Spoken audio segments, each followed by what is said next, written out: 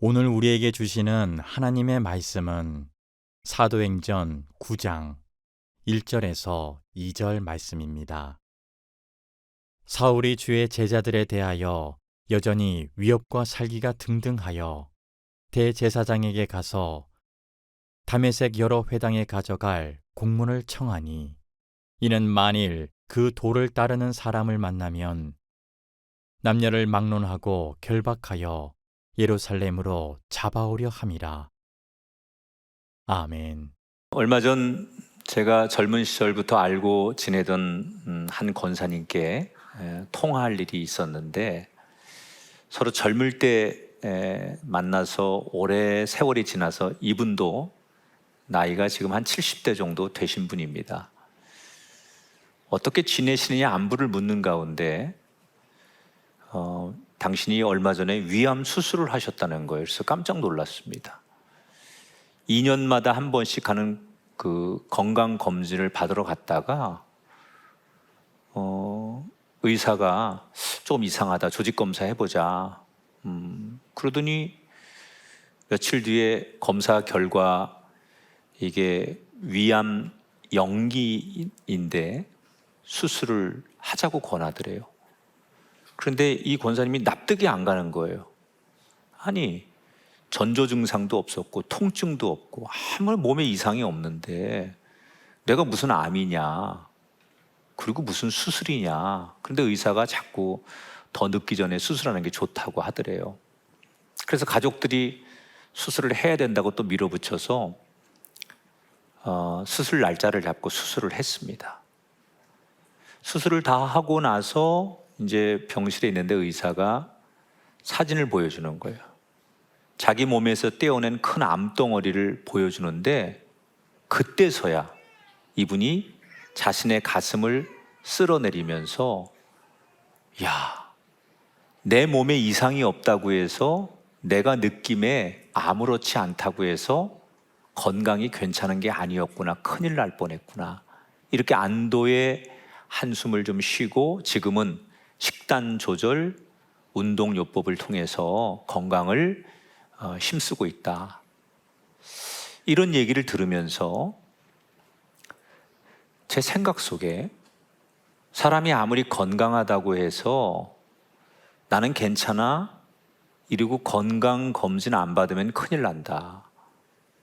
어느 의사가 의학 중에 최고의 의학은 예방의학입니다, 이런 얘기 하시는 거 들어본 적이 있어요. 운전할 때 내 차는 아무 문제가 없어, 고장난 적도 없어, 이렇게 생각되더라도 정기적으로 그 차를 검사 받아야 한다. 인생도 똑같은 논리예요. 지금 내가 살아가는 지금이 아무 삶에 문제가 없고 어려움이 없고 혹 너무나 승승장구할지라도 우리 인생은 중간중간에 때로는 멈춰서서 내 인생을 점검받아야 된다. 그래서 혹시 나도 모르는 숨어있는 내 인생의 문제를 고치고 또 더 멋진 삶을 살아갈 수 있는 거 아니겠느냐. 그래서 오늘 저는 설교 제목이, 흔히들 우리가 가장 많이 듣는 주제가 인생의 고난이나 위기나 어려움이 왔을 때 어떻게 할 거냐에 대한 설교는 많이 들었지만, 인생이 순풍일 때, 내가 아무 문제 없을 때 그때 어떻게 살아야 되느냐에 대한 설교는 안 듣는 것 같아요. 그런데 문득 하나님이 저한테 그런 마음을 주시는 거예요. 모든 사람들이 지금 나는 아무 문제 없어 라고 생각할 때 반드시 점검할 것이 있지 않느냐. 그래서 오늘 저는 그런 묵상을 하다가 사도행전 9장 말씀을 접하게 됐습니다. 인생이 순풍일 때 과연 우리는 어떻게 무엇을 내 삶에 점검할 것이냐.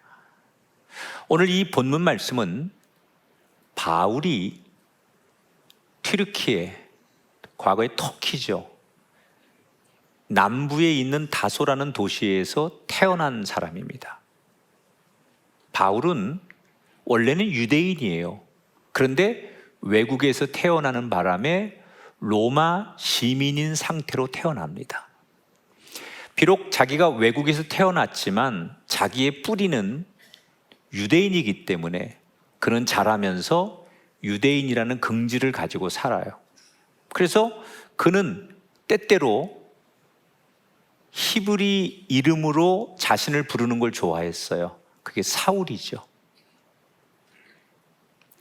늘 살면서 나는 유대인이야, 이런 정체성을 가지고 사는 그는 조금 더 성장하면서 결국 뭘 결심하느냐? 예루살렘으로 유학을 가서 당시에 가장 유명한 랍비가 가말리엘이라고 하는 그 유대교의 최고의 선생님이 있는데 그 밑에 들어가서 공부를 합니다. 그리고 아주 뛰어난 머리와 성실함으로 그는 곧 그 유대교 안에서 가장 뛰어난 신진 신학자가 됩니다. 그러니까 유대교라는 것은 어떤 거냐면 하나님을 믿는데 구약 시대에 모세에게 주셨던 율법, 이것을 신봉하는 거예요. 그리고 이것만이 하나님이 주신 유일한 말씀이라고 생각하기 때문에 신약의 말씀이나 예수님의 말씀을 받아들이지 않는 사람이 유대교예요. 그래서 같은 유대인이지만 대부분 유대교를 따르는 당시의 이스라엘 사람들하고 예수님을 따르는 새로운 제자들하고 예수님과의 갈등이 빚어지는 거죠. 특별히 교회 사적으로 보면 유대교가 기독교를 가장 핍박하는 시점이 어디냐면 스데반이 순교를 기점으로 해서 예루살렘 교회 핍박이 정점에 달하게 됩니다. 그때 교회와 기독교를 가장 핍박하는 극렬 유대교주의자 가운데 최선봉에 섰던 사람이 바울이에요. 자기는 자기가 하는 일이 하나님을 위해서 옳은 일이고 이것이 우리 민족의 정체성을 지키는 일이라고 확신을 가지고 예수를 따르는 사람들, 교회와 기독교를 핍박하는 거예요. 그 얼마나 이 사람이 치밀하고 잔인하게 예루살렘 교회를 핍박했는지 그렇게 뜨겁고 부흥되던 예루살렘 교회가 이 바울의 박해로 부흥이 한꺼풀 꺾이고 그리고 예루살렘 교회에 그렇게 많이 모이던 성도들이 핍박을 견디지 못하고 뿔뿔이 흩어지게 돼요. 그러나 바울은 이미 자기 확신에 차 있었기 때문에 이 기독교인들을 그냥 둘 수 없다. 예루살렘 교회를 정복했으니 그 다음 또 기독교인들이 모이는 곳에 가서 그것도 박살내야 되겠다. 이런 불타는 자신의 사명을 가지고 그가 주목한 도시가 다메섹이라는 곳이에요. 다메섹은 지도에 보면 예루살렘에서 한 240km 정도 떨어진 곳입니다. 근데 이곳은 옛날부터 교통의 요지예요. 그래서 많은 사람들이 모이고 상업이 활성화되고 군사의 요충지입니다. 그래서 그런지 유대인들이 이곳으로 건너가서 많이 자리를 잡습니다. 그리고 거기에도 교회가 세워지고 기독교인들이 예루살렘 교회처럼 많아지게 돼요.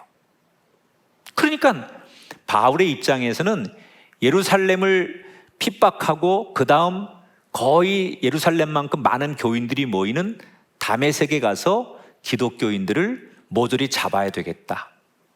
그래서 공식적으로 이 바울이 대제사장에게 가서 내가 이런 일을 할 테니 나한테 공문을 하나 써주십시오. 그래서 그걸 받아내가지고 소위 기독교인들 체포조를 데리고 다메섹으로 떠나는 거예요. 걸어서 한 5일에서 6일 정도를 가야만 하는 거리입니다.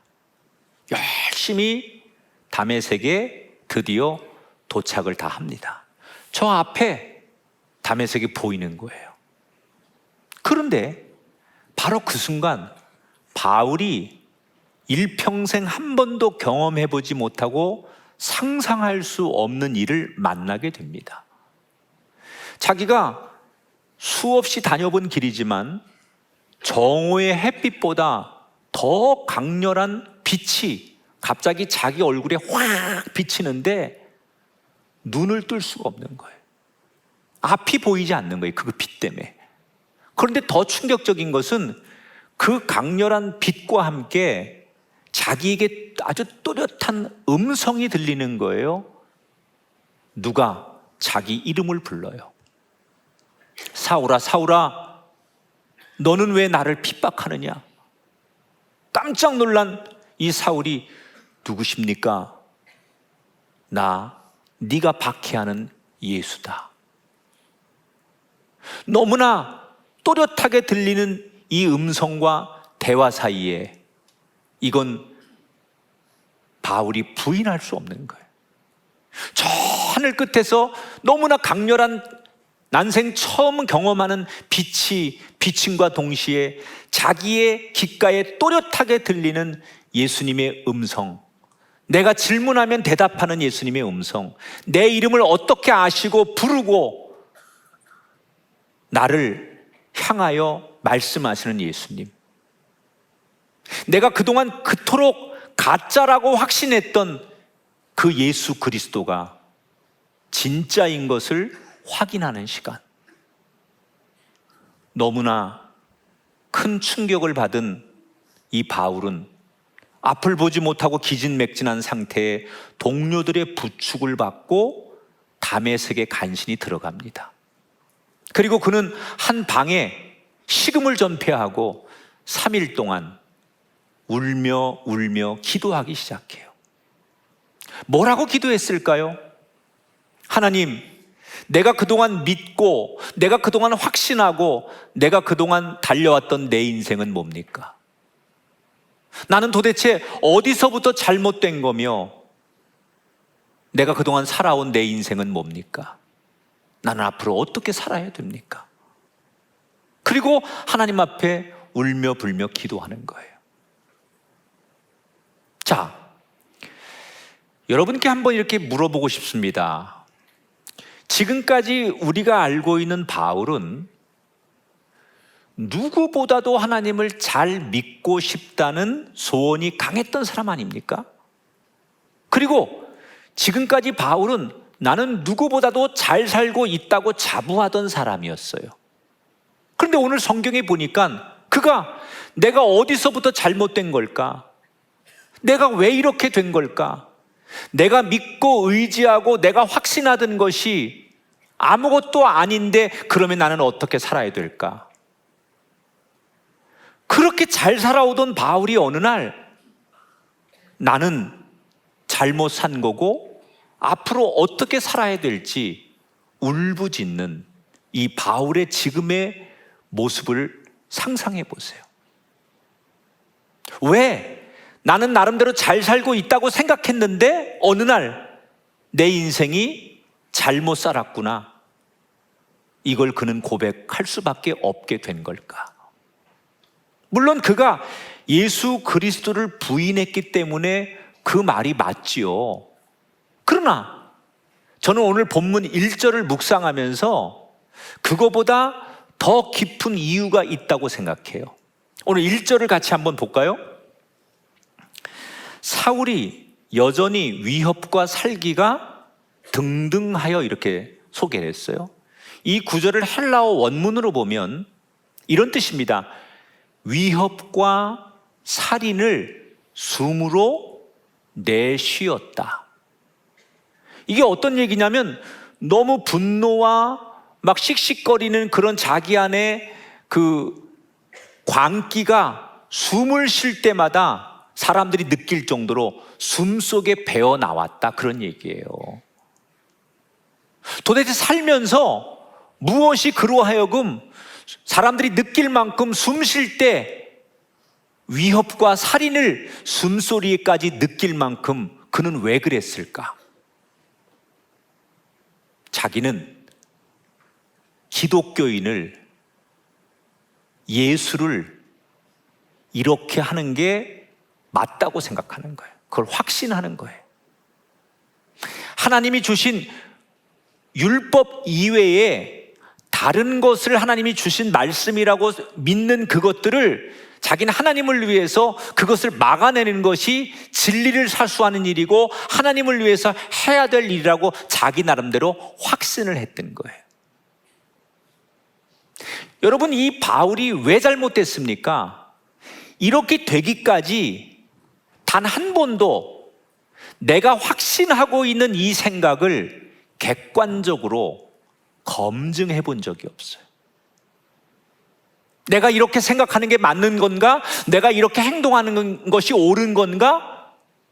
이렇게 자기가 걸어가는 길에 대해서, 자기가 행하는 일에 대해서 스스로 검증을 해야 되는데 이 검증의 시간이 없이 날마다 스스로 내가 하는 일이 맞아, 내가 생각하는 게 옳아, 자기 확신에 차는 거예요.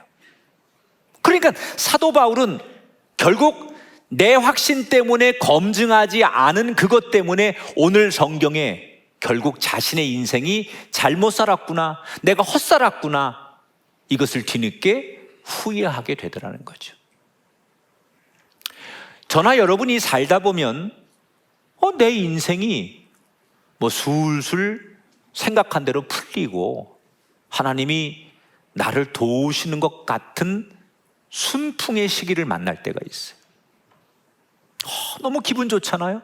내가 생각한 대로 모든 게 잘 되고 하나님 앞에 기도한 대로 내 뜻대로 모든 게 잘 돼갈 때, 그때 저나 여러분이 반드시 해야 되는 한 가지의 과정이 필요합니다. 그건 바로 내가 맞다고 생각하는 것을 다시 검증해 보는 것이다. 내가 붙들고 있는 이 신념이 맞는 건지, 내가 맞다고 생각하는 이 신앙이 맞는 건지, 내가 몰두하는 이 일이 진짜로 옳은 일인지 멈추고 검증하는 시간을 가져라. 물론 어떤 분은 이렇게 반론할 수 있습니다. 아니 목사님, 잘 나갈 때 쭉쭉 나가도 모자랄 판인데 굳이 검증을 해야 됩니까? 아무 문제도 없는데 뭘 나를 검증합니까? 여러분, 그때 검증하셔야 돼요. 바다가 잔잔하고 아무 바람도 태풍도 없을 때 태풍이 언제 올지 모르게 검증하는 것이 태풍을 이기는 것이죠. 차라리 태풍이 불고 비바람이 부를 때는 이걸 지나면 잔잔한 파도를 예측할 수 있으니까 견디는데요, 사람이 아무 문제 없이 평온한 바람도 파도도 없을 때, 그때가 사람에게 더 무서운 거예요. 반드시 사람이 잘 될 때, 내가 진짜 인생에 아무 문제가 없다고 생각할 때, 그때 계속해서 자기를 검증하는 사람이 예방의학과 자동차를 중간에 미리 정기 검사 맞는 일보다 더 중요하다는 거죠. 독일의 한 연구소에서 이런 실험을 합니다. 벌판에 사람들을 쭉 세워놓고 저기 목표점 하나를 보여줘요. 그리고 저까지 갈 건데 대신 눈을 가리게 해요. 그리고 한 10번 정도를 똑같이 실험을 합니다. 그런데 결과적으로 똑바로 걷는 사람은 아무도 없더라는 거예요. 자기들 나름대로는 똑바로 걷는다고 걸었는데 지금 화면 보시는 대로 왔다 갔다 빙빙 돌아요. 자기들은 분명히 나는 저리를 간다고 생각하고 열심히 걸어갔는데 10번을 걸어도 거기까지 가는 사람은 없고, 심지어 자기 자리를 뱅뱅 돌거나 다시 왔다 갔다 하는 사람들이 전부들이라는 거예요. 지금 보시는 대로 두 눈을 뜨고 걸으면 똑바로 걸을 수 있는 사람들인데, 내가 똑바로 걷고 있는지 검증이 안 되니까 결국 저렇게 사람들이 전부 다 길을 잃고 엇나가더라. 앞을 못 본 채 걸으면 나도 모르게 저렇게 원을 그리며 걷거나 방황하는 현상을 독일어로 링반데롱이라고 부르고 우리말로 환상방황이라고 이야기합니다. 인간은 나는 잘 걷고 있어. 이렇게 생각하지만 자기를 점검하지 않고 검증하지 않으면 어느 순간 그 사람은 반드시 삐뚤어지고 어긋나고 잘못된 길로 가는 게 인간이다. 근데 우리가 제일 착각하는 게 뭐냐? 나는 괜찮아. 나는 틀림없어. 내가 가는 길이 맞아. 내가 생각하는 이게 맞아. 지나친 자기 확신. 나는 절대 틀릴 리 없어. 이 지나친 자기의 고집과 지나친 확신이 검증을 안 하게 만드는 거예요. 그 자기 확신만 가지고 열심히 평생을 달리는 거예요. 그러다가 어느 순간 이게 아닌 거를 알게 되면 그 인생과 가정의 비극이 왔을 때 그때 너무 늦어버리는 거예요. 왜 내가 그렇게 잘 나갈 때 내 신념과 내 생각만 가지고 이게 옳은 거라고 생각하고 달리기만 했지 왜 나를 검증하거나 왜 나를 중간에 체크하지 않았을까? 얼마나 많은 사람들이 이걸 후회하는지 몰라요. 작년 6월에 타이타닉호가 있는 그 심해를 관광하기 위해서 잠수정을 띄워보내기 시작합니다. 그런데 이 타이타닉호가 바다 밑에 3,800m 잠겨 있는데 거기를 잠수정이 들어갔다가 그 압력을 이기지 못해서 잠수정이 그 수압을 이기지 못해서 완전히 폭발을 하고 그 안에 탔던 그 사람들이 유전자까지 으깨지는 그런 대형 참사가 있었어요. 그 왜 이런 일이 일어났느냐 조사를 했는데 이미 이 잠수정이 제작하는 과정에서부터 문제가 드러나는 거예요. 원가 절감을 하기 위해서 그 심해의 수압을 견딜 수 없는 재료를 애초에 썼어요. 만들 때부터. 그리고 혹시 모를 안전장치를 설치해야 되는데 이것도 돈이 너무 많이 든다는 이유로 안 합니다.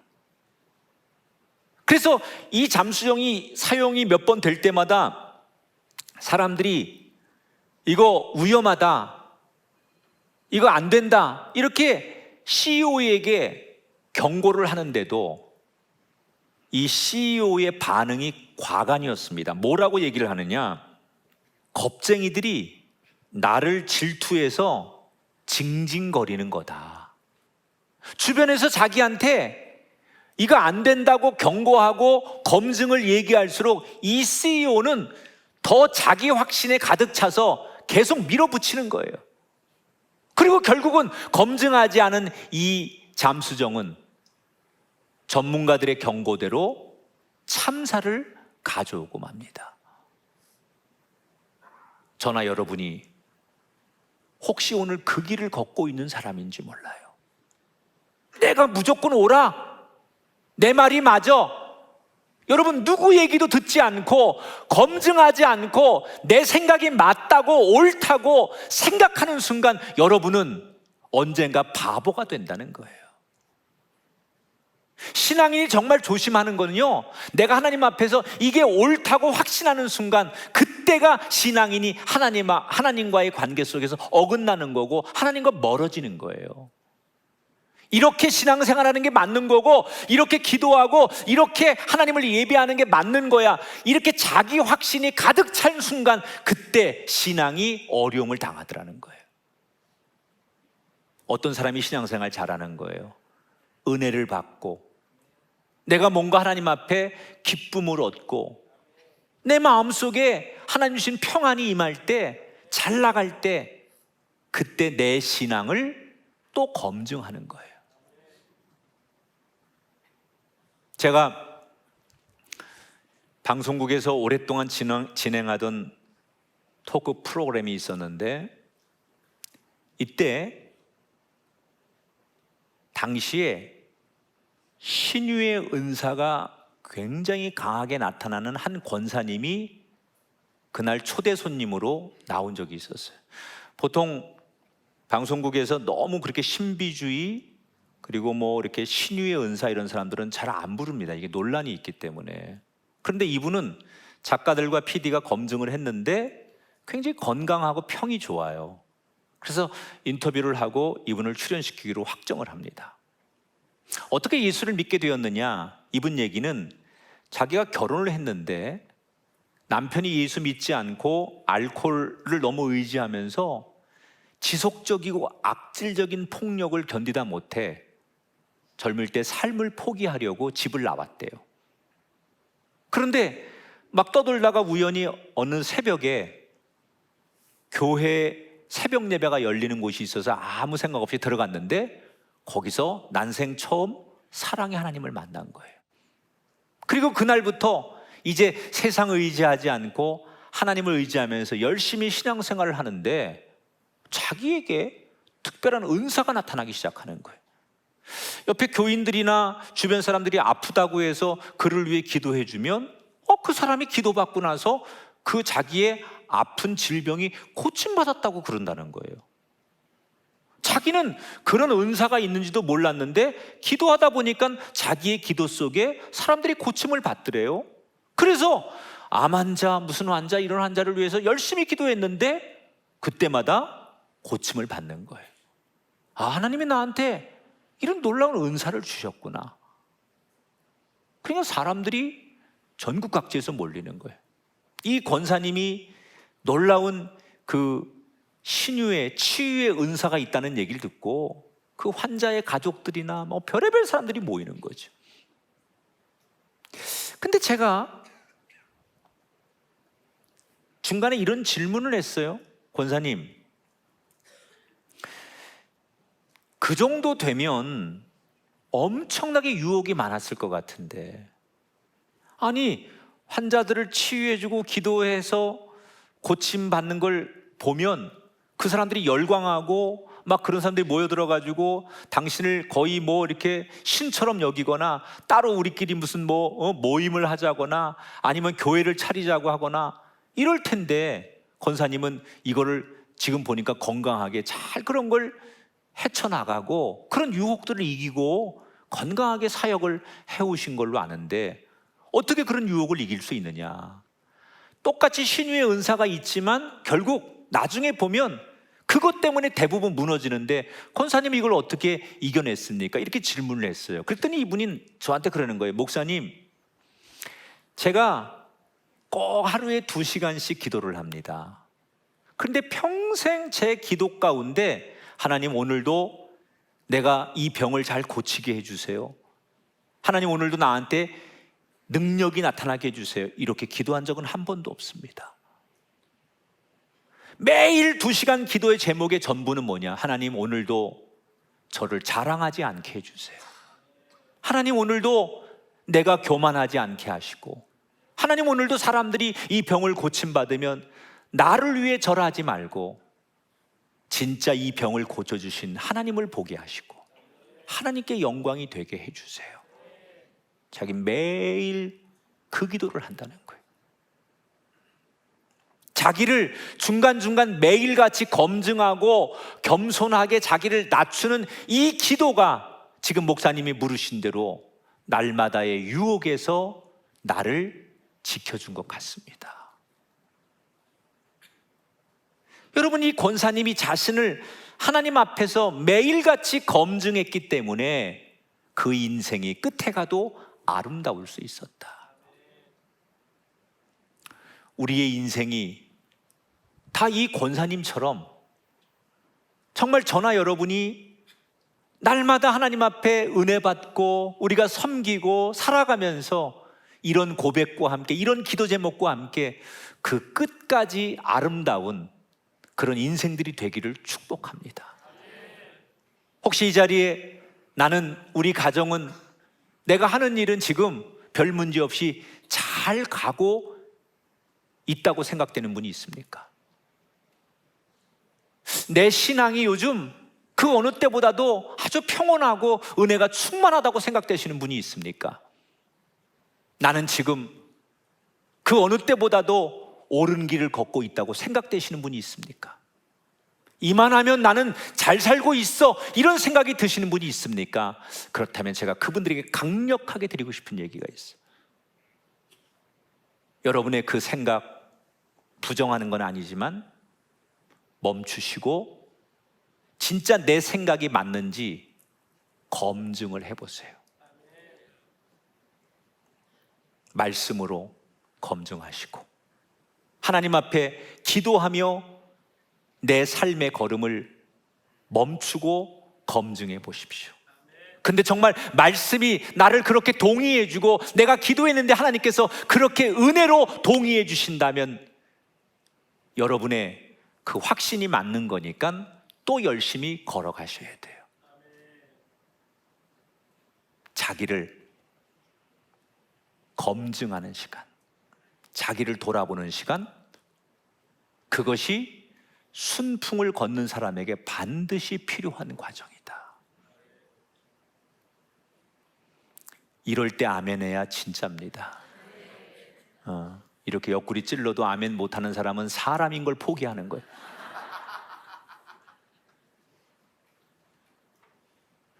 자, 이렇게 다메섹에 들어온 바울이 어디선가 지금 기도를 하고 있잖아요. 그런데 오늘 성경에는 지금까지는 사도 바울이라는 이 사람에 대해서 쫙 포커스를 맞춰서 소개하다가 갑자기 또 다른 한 인물을 오늘 성경에서 등장시킵니다. 이 사람은 누구냐? 다메섹 교회에서 리더로 신앙생활을 하고 있던 아나니아라는 사람을 오늘 성경은 소개를 해요. 자, 아나니아도 다메섹에서 지금 평상시처럼 기도를 하고 있는데 갑자기 하나님께서 환상 가운데 나타나셔서 이렇게 명령을 하시는 거예요. 아나니아야, 너 저기로 가서 사울이라는 사람을 찾아라. 이 사람이 지금 울며 불며 기도하고 있는데 네가 가서 내 이름으로 안수해주고 그의 눈을 다시 보게 해줘라.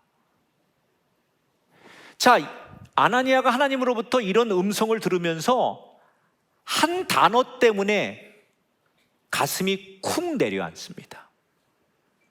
네가 불쌍한 사람, 앞을 보지 못하는 사람 가서 기도해줘라. 여기까진 좋아요. 그런데 그게 하필이면 누구예요? 바울이라는 사람을 찾으라는 거예요. 아나니아는 다메섹 교회, 다메섹이라는 지역에서 신앙생활을 하고 있지만 저 예루살렘에서 얼마나 핍박이 많이 일어나고 기독교인들이 고통을 당하는지를 들었어요. 소문을 들었어요. 그리고 사람들이 전해줬어요. 그런데 그 핍박의 선봉장이 바울이고 기독교인들에게 가장 큰 트라우마를 준 사람이 바울인데 하나님께서 지금 네가 찾아가서 기도해 줘야 될 사람이 바울이니 바울을 찾아 기도해 주라는 얘기를 듣고 아나니아는 충격을 받는 거예요. 자기는 지금까지 이 다메섹에서 나름대로 행복하게 예수님을 열심히 섬기며 잘 신앙생활하고 있는데 하나님이 자신의 그 영적인 순풍에 찬물을 확 끼얹는 이야기를 하시는 거 아닙니까? 그러니까 이 바울이 하나님께, 이 아나니아가 하나님께 약간 두려움과 짜증 섞인 목소리로 항변을 하는 거예요. 하나님, 바울이라고 그러셨습니까? 그 사람이 어떤 사람인 줄 아시지 않습니까? 그 사람은 우리의 원수입니다. 그 사람 때문에 수없는 사람들이 순교를 당하고 그 사람 때문에 수없는 사람들이 박해를 당했습니다. 어떻게 그런 사람을 만나라고 합니까? 나는 그럴 수 없습니다. 그리고 아나니아가 저항을 해요. 이때 하나님께서 저항하는 아나니아에게 15절에 가라, 이 사람은 내 이름을 이방인과 임금들과 이스라엘 자손들에게 전하기 위해서 택한 나의 그릇이다. 아나니아야, 네가 무슨 말하는지 내가 알고 있는데 나한테 다 계획이 있고 뜻이 있으니까 너 내 말대로 가서 안수해줘라. 하나님께서 너무나 단호하고 분명하게 명령을 하십니다.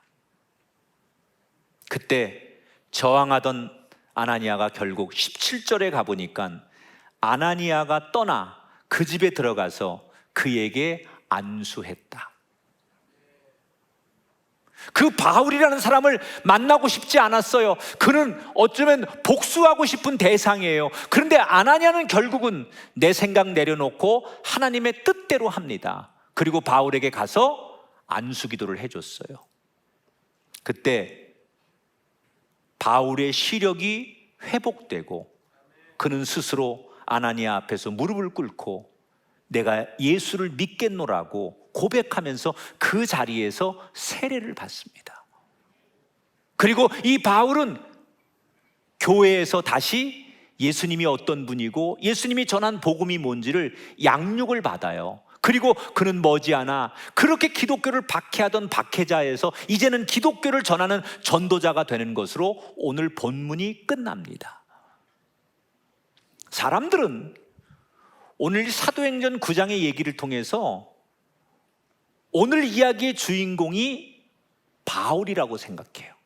그래서 모든 사람들은 이 바울이 핍박자에서 전도자로 회심하는 이 중요한 사건에 사람들은 포커스를 맞춥니다. 그런데 저는 오늘 본문 말씀을 묵상하면 묵상할수록 아나니아가 하나님께 했던 질문이 계속 맴맴 도는 거예요. 하나님, 나는 지금 나름대로 여기서 만족하고 은혜를 받고 나는 아무 어려움 없이 지금 가장 좋은데 왜 하나님께서 나한테 이런 불편한 상황을 주시고 내가 그걸 받아들이고 순종해야 됩니까? 나는 지금 하나님을 믿고 나 복음을 전하며 사는데 난 너무 행복한데 하나님이 어느 날 나한테 한마디 툭 던진 그것 때문에 내 영적인 순풍이 깨질 판인데 하나님 왜 저한테 그러시는 겁니까? 그런데 아나니아는 자신의 삶의 가장 귀한 순풍을 깨트리는 그 불편한 상황을 결국 기꺼이 받아들이고 바울에게 가잖아요. 왜? 하나님의 비전이 아나니아에게 더 우선이었기 때문이라는 거예요. 바울이라는 사람이 어떤 사람인지 소문대로 그런 사람이 맞아요. 그러나 아나니아에게는 그 바울에게 들리는 소문보다 하나님의 비전, 하나님의 뜻, 하나님의 계획이 먼저였기 때문에 하나님의 뜻을 받아들이는 거예요. 그랬더니 어떻게 됩니까? 아나니아가 우려했던 대로 어려움이 생기는 게 아니라 오히려 그 바울을 통해서 기독교가 유럽으로 전 세계로 전파되는 놀라운 일이 일어나고 아나니아도 지금보다 더 귀하게 훗날 쓰임받게 되더라. 결국 이런 기독교 역사의 놀라운 일들은 아나니아가 내 삶에 지금 아무 문제도 없이 나는 너무 요 정도만도 행복해, 이 순풍을 기꺼이 불편하지만 깨트리는 자기의 결단이 있었기 때문에, 그걸 받아들였기 때문에 그 훗날 놀라운 역사가 일어났다는 거예요.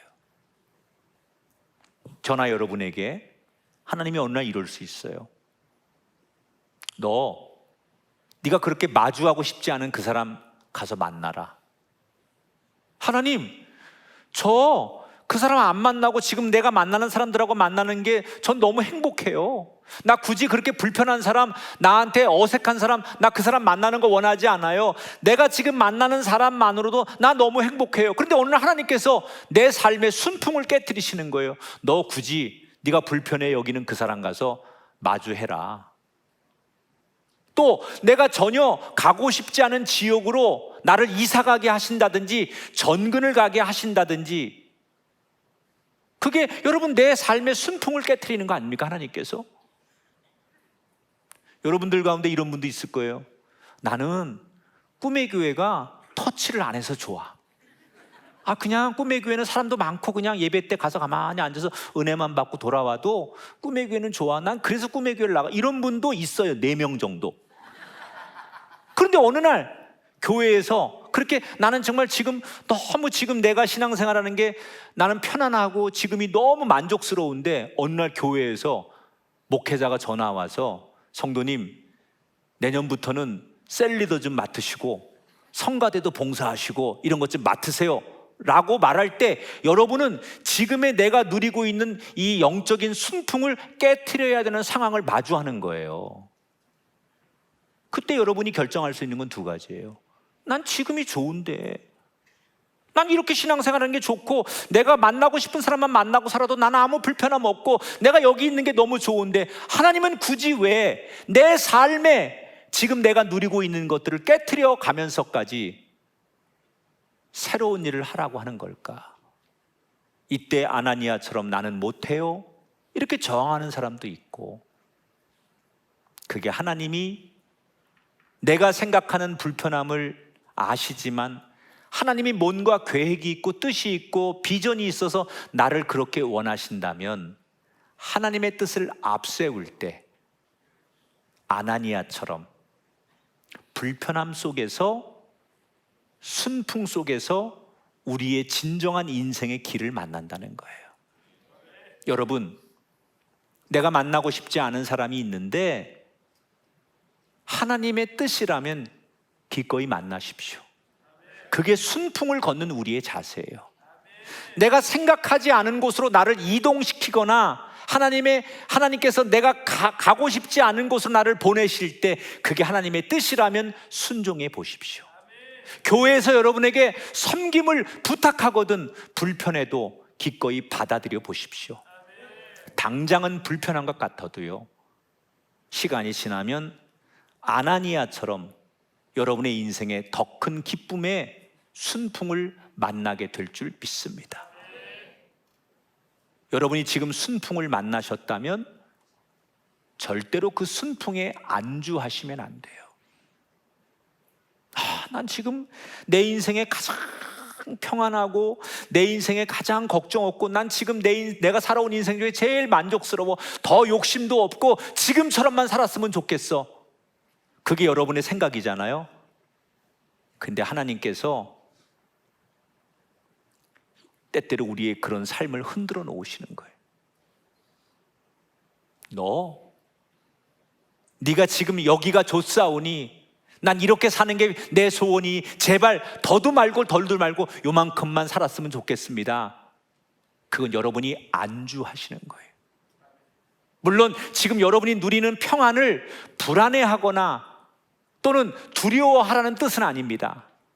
평안과 감사로 내게 주신 순풍을 즐기되, 그러면서 내가 지금 잘 가고 있는지, 이 순풍이 진짜 하나님의 뜻인지 기도와 말씀으로 점검하라는 거예요. 그래서 그리스도인은 내가 순풍을 만났을 때도 하나님, 나 지금 이렇게 살아도 되는 겁니까? 진짜 하나님께서 내 이렇게 계속 살도록 하나님께서 허락하시는 은총입니까? 내 삶을 놓고 하나님 앞에 기꺼이 무릎 꿇어 묻고 대답을 듣고 자기를 검증하는 시간이 있어야 돼요. 그때 하나님은 분명 우리에게 감동을 주시거든요. 그래, 나는 네가 이렇게 사는 것을 원한다. 네가 이렇게 누리기를 원한다. 내가 그렇게 하나님 앞에 물었을 때 하나님이 주시는 감동이 있다면 여러분이 가는 길이 옳은 길이에요. 그러나 그것이 하나님의 뜻이 아닌 내 감정에 충실하고 내 주어진 상황으로만 내가 그것을 당연하게 내가 내 나름대로 해석하는 길이라면 그건 하나님의 뜻과는 상관없는 순풍을 가고 있는 거기 때문에 우리가 진짜 추구해야 되는 길은 편안함이나 속도나 이런 게 아니고 천국의 방향인가를 생각해야 돼요. 여러분, 순풍을 조심하십시오. 고난에만 기도하는 것이 아니라 내 삶의 순풍 앞에서 하나님, 내가 지금 이렇게 누리고 이렇게 살아가는 것이 하나님의 뜻이고 진정 하나님 앞에 이렇게 살아도 되는 것인지 자기를 검증하셔서 순풍 때 더 아름다운 인생길을 걸어가는 준비를 하시고, 혹 하나님이 원하시지 않는다면 방향을 바꿔서 계속 옳은 길을 걸어가는 저와 여러분 되기를 축복합니다. 우리 좌우에 계신 분에게 이렇게 한번 인사하겠습니다. 순풍일 때 꼭 검증하셔야 합니다. 그렇게 기분 나쁘게 인사하지 말고요, 좀 웃으면서 좀 해봐요. 이분들 참 표정들이 너무 안 좋아. 다시 웃으면서 순풍일 때 꼭 검증하셔야 됩니다. 시작.